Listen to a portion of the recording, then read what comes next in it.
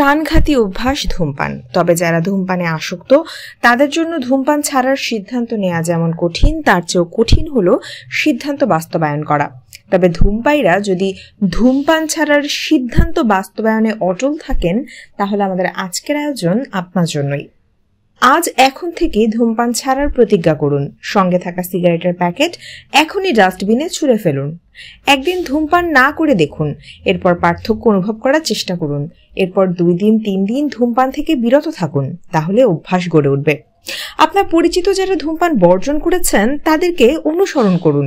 তাদের স্বাস্থ্যগত কি পরিবর্তন এসেছে, তারা এখন কেমন আছে সেটি জানার চেষ্টা করুন। হিসেব করে দেখুন সিগারেটের পেছনে আপনার প্রতি মাসে ঠিক কত টাকা খরচ হচ্ছে। ধূমপায়ী বন্ধুদের সঙ্গ এড়িয়ে চলুন। সিগারেট ছাড়ার পরে মুখে চুইংগাম কিংবা আদাত রেখে চিবোতে পারেন, তাহলে ধূমপানের প্রতি আকর্ষণ কমে আসবে।